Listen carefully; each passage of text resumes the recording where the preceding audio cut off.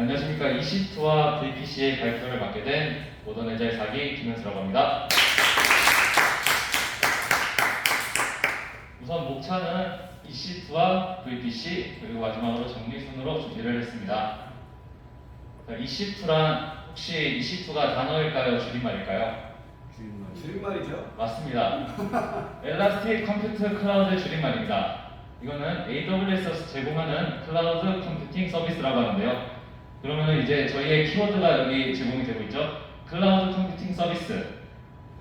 자, 클라우드 컴퓨팅 서비스란 IT 리소스를 인터넷을 통해 온디맨드로 제공하고 사용한 만큼만 비용을 지불하는 것입니다. 온디맨드가 혹시 무슨 뜻인지 아실까요, 리온님? 모르겠습니다. 온디맨드는 이제 저희가 요청을 하는 즉시 서비스를 제공해준다, 이렇게 생각을 하시면 될 것 같습니다. 그래서 저희가 요청한 즉시 온디맨드니까 요청 즉시 리소스를 제공해주며 사용한 만큼만 비용을 지불하기 때문에 종량제 형식으로 클라우드 컴퓨팅이 진행이 되고 있다는 것이 됩니다. 근데 클라우드 컴퓨팅이 이래도 사실 뭔지는 잘 모르잖아요. 예시를 준비했습니다. 저희 모던 애자의 4기가 운이 좋게 타근을 가게 되었습니다. 이 두 가지 중 한 곳을 선택하게 되었는데요. 이 방식, 여기는 이제 저희가 건물을 임대를 해서 건물 자체를 통으로 쓰는 방식이고요. 여기는 이제 대기업 호텔을 빌리는 방식으로 준비를 했습니다. 자, 저희들이고요. 이렇게 두 곳으로 파견을 가게 됐습니다. 자, 이제 건물을 빌리는 장점에 대해서 설명을 드릴 건데요. 건물을 빌리게 된다면 이제 넓은 공간을 저희만 쓸 수 있게 커스터마이징을 할 수 있고, 이제 호텔보다는 좀 더 비교적 저렴하게 사용을 할 수 있습니다. 하지만 단점으로는 이제 그 넓은 공간을 이제 필요치 않은 공간까지 저희가 비용을 지불해야 된다는 점이 있고요.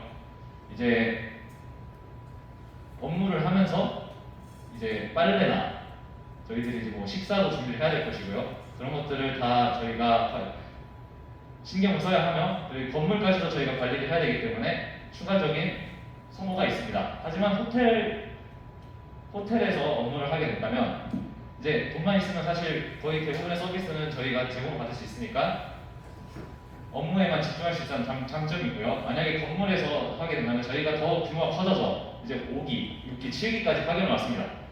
근데 이 건물의 크기는 한정적이기 때문에 공간이 부족할 수가 있는 상황이 벌어질 수 있습니다. 하지만 호텔은 인원이 많아져도 그 방을 더 추가로 빌리면 되기 때문에 그런 걱정이 없을 수 있습니다.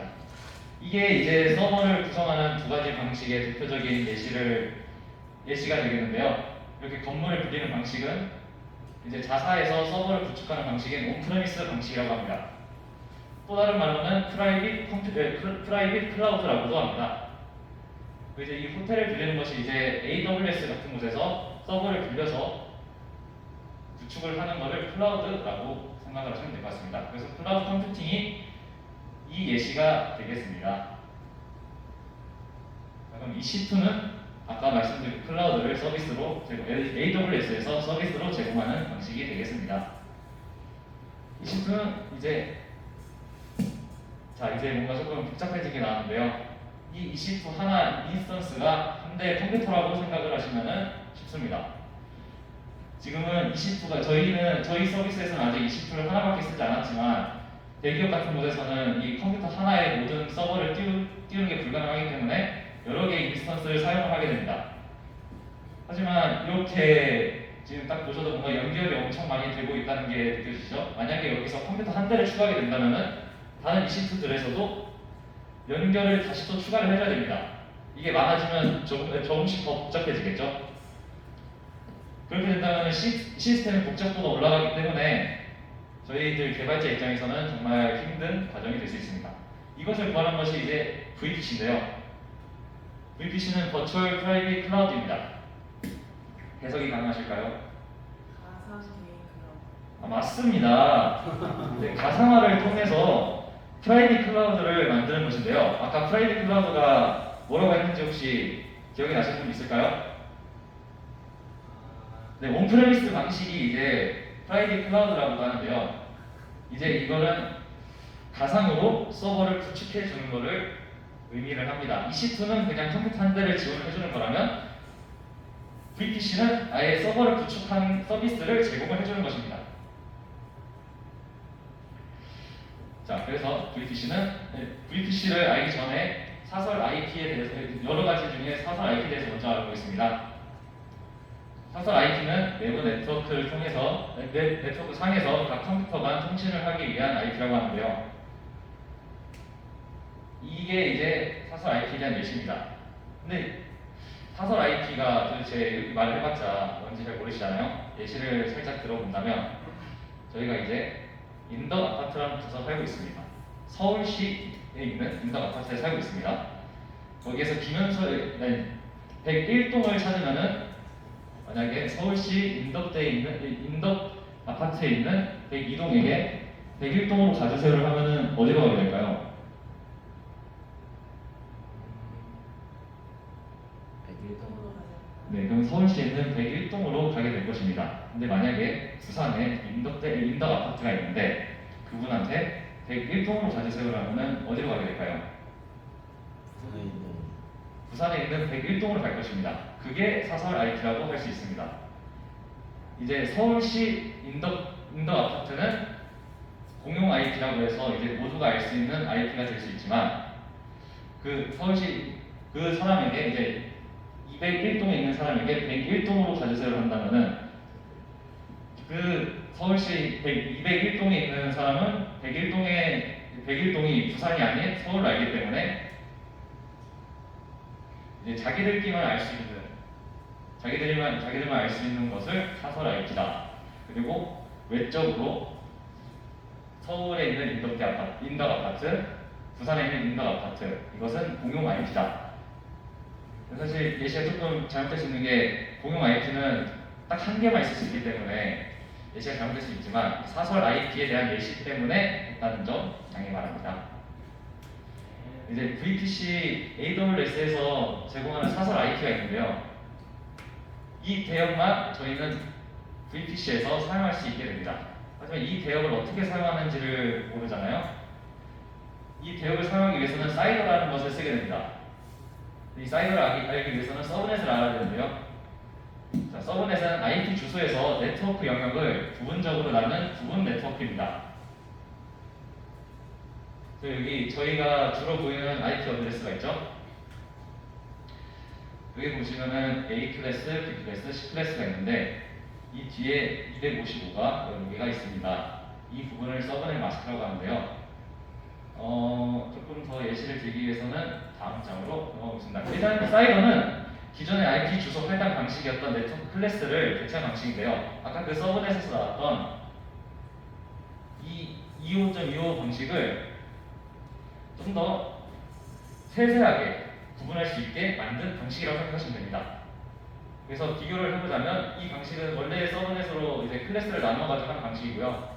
그리고 이제 사이더를 사용하여서 나눈 방식입니다. 이게 혹시 뭔지 아실까요? 예? 혹시 어떤 건지 아시나요? 이거 끝났다. 뭐 왼쪽 오른쪽이 어떤 걸 의미하는지 말하면 되나요? 그냥 이 숫자가 무엇을 의미하나 정말 간단한 이진수입니다. 맞습니다. 10%의 힌트를 받아낸 것입니다. 이제 차이점이 있다면은 지금 이 255를 여기 자리가 지금 안 나와서 못 썼는데 255도 있다고 생각하시면 됩니다. 자, 딱 이거 봤을 때 좀 이상하죠?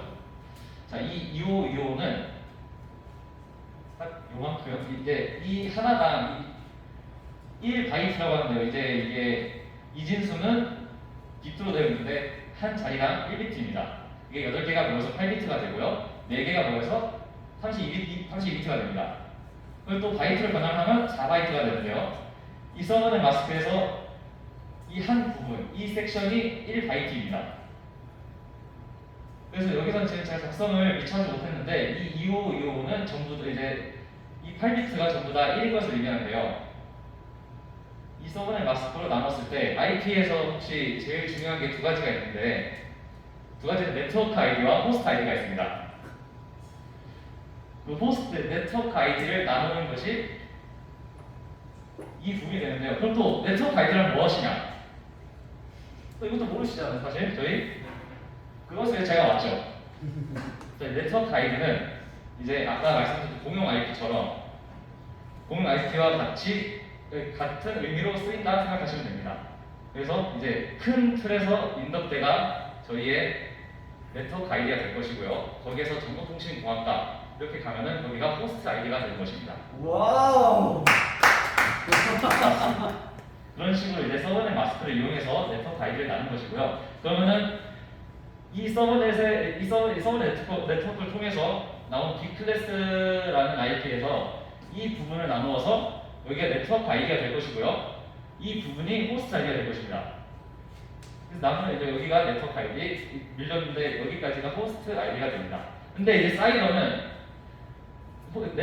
서버넷 마스크랑 다르게 서버넷 마스크를 모두 다 2호로 나눠줘서 여기까지를 나눠야 되는데 이 친구를 좀 더 유하게 할 수 있습니다.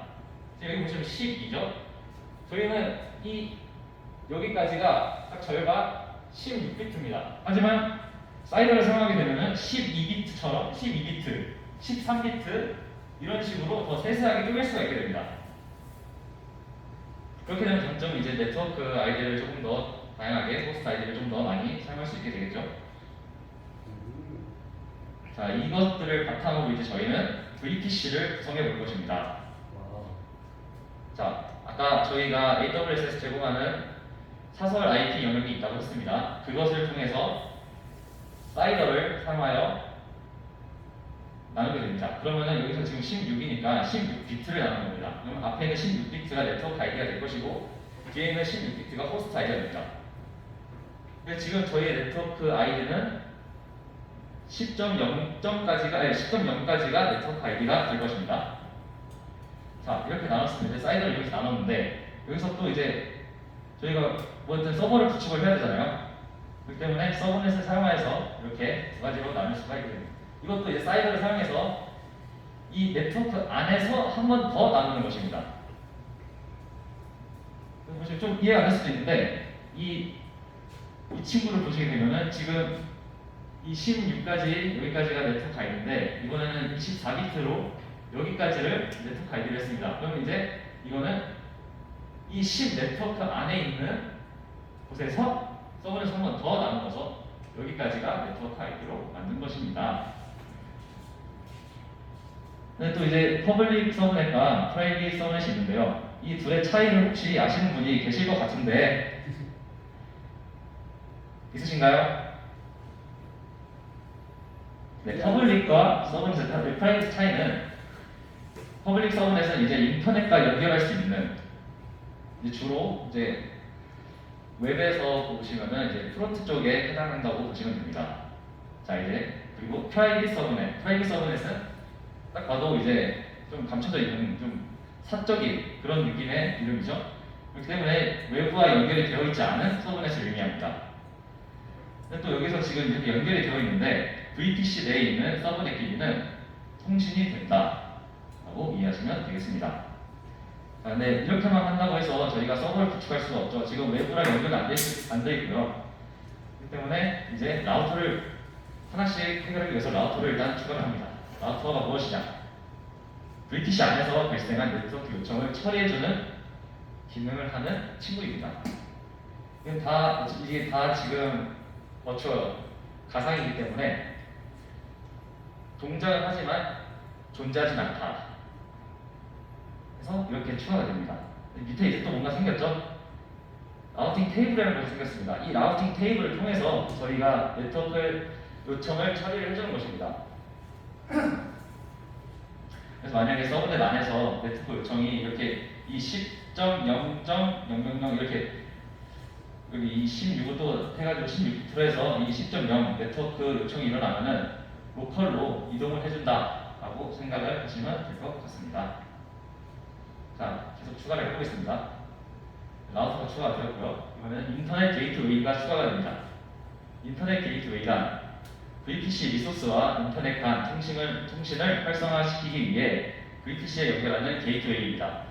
아까 이 서브넷 중에서 인터넷에 연결이 될 수 있는 서브넷이 있다고 했는데 혹시 어떤 건지 기억이 나시는 분이 있을까요? 퍼블릭 서브넷이요. 맞습니다. 퍼블릭 서브넷은 인터넷과 연결될 수 있기 때문에 라우팅 테이블에서 퍼블릭 서브넷만 이 IGW 이제 인터넷 게이트웨이를 테이블로 추가하게 됩니다. 이렇게 되면은 이제 이 10.0 네트워크를 제외한 모든 네트워크가 이 인터넷 이 라우터를 통해서 인터넷 게이트웨이로 간다라고 생각하시면 될 것 같습니다. 혹시 이해가 안 되시는 분 있을까요? 네. 네, 어떤 게 이해가 되시나요? 그 0.0.0.0 쪽은 이해가 되는데 네, 10.0.0.0 이제 슬래시 16 있잖아요. 네, 그게 이제 퍼블리시랑 프라이빗이랑 둘 다 있는데 네. 또 로컬은 대소문자로 구분이 되어 있고요. 아, 네.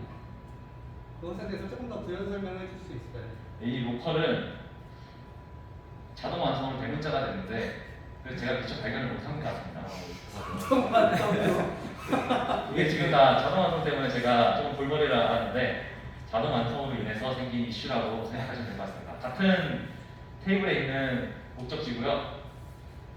둘 다 이제 이 10.0 네트워크로 생긴 모든 트래픽을 다 라우터를 통해서 만약에 이 퍼블릭 프라이빗에서 이 친구를 가고 싶다. 그럼 이 네트워크 뒤에는 호스트 아이디가 붙을 텐데 이 호스트 아이디는 이제 또 아까 말씀드렸죠? 네, 그런 식으로 해서 이 친구를 위한 호스트 아이디가 있을 것인데 그 모든 네트워크 아이디를 통해서 라우터로 간 다음에 여기에서 이제 그 호스트 아이디를 보고 구분을 해서 보내줄 것입니다. 자, 그럼 다시 인터넷 게이트웨이 그래서 이제 퍼블릭이 이 10.0 네트워크를 제외한 모든 네트워크 친구들을 다 인터넷 게이트웨이를 통해서 나가게 됩니다. 근데 또 저희가 이렇게 나간다고 해서 멋대로 들어오면 안 되기 때문에 거는 것이 있는데 이제 그것을 인바운드 규칙과 아웃바운드 규칙이라고 합니다. 인바운드 규칙은 외부에서 내부로 들어오는 것을 의미하고요. 아웃바운드는 내부에서 외부로 나가는 것을 의미합니다. 근데 그것은 또 너무 길어지기 때문에 그런 규칙이 있다. 그래서 그걸 통해서 제한을 한다. 그 규칙을 통해서 이 규칙으로 이 네트워크를 막겠다 하면 막을 수 있는 것이고 풀어주겠다 하면 풀 수 있는 것입니다. 자, 이제 또 하나 VPC를 구성하기 위해서 가장 기초적인 것 중에 마지막입니다. 네트 게이트웨이인데요. 이게 또 이슈가 났네요. 이거는 네, 이렇게 봐주시면 감사하겠고요. 프라이빗 인스턴스와 인터넷을 통해 외부 트래픽을 주고받을 수 있다.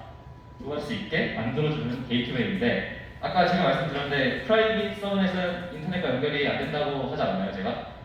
근데 여기서는 또 조금 전에 설명했는데 갑자기 또 이번에는 외부와 트래픽을 주고받을 수 있다. 이렇게 내려버렸습니다. 이게 좀 이상해졌죠? 네. 자, 이런 방식을 통해서 통신할 수 있는데요. 이쪽에 저희는 인스턴스가 있지만 AWS 서비스를 추가할 수도 있습니다. S3나 아니면 데이터베이스가 들어갈 수도 있겠고요. 근데 가끔 이제 이 프라이빗에서 외부로 내보내야 할 상황이 생기게 됩니다. 근데 그때 저희가 그냥 이 프라이빗인데 저희가 데이터베이스 고객 정보들을 담고 있는데 인터넷과 직통을 연결을 해버리면 어떤 사태가 일어날까요?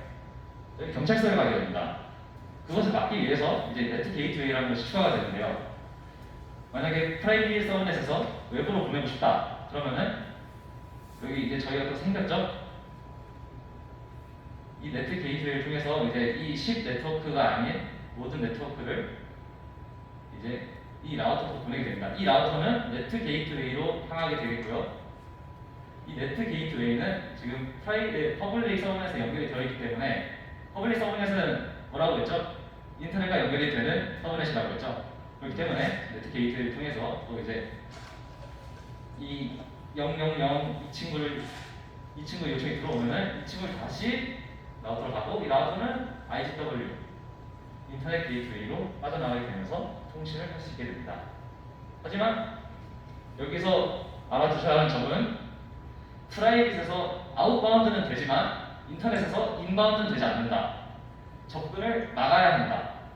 이게 VPC를 구성할 때 중요한 점이고요. 이거를 유의하셔야 합니다. 정리하도록 하겠습니다. EC2는 AWS에서 제공하는 클라우드 컴퓨팅 서비스이고요. 몇 번의 클릭만으로 컴퓨터 한 대를 설치할 수 있다. 이것은 컴퓨터 한 대는 인스턴스를 의미하고요. 원하는 스펙의 가상 서버를 구축하고 사용할 만큼의 비용만 지불하기 때문에 초기 비용이 없다는 장점이 있습니다. 이건 VPC의 정리를 할 수가 없기 때문에 이렇게 제일 기본 구성으로 나타냈습니다. 들어주셔서 감사하고요. 김현수였습니다.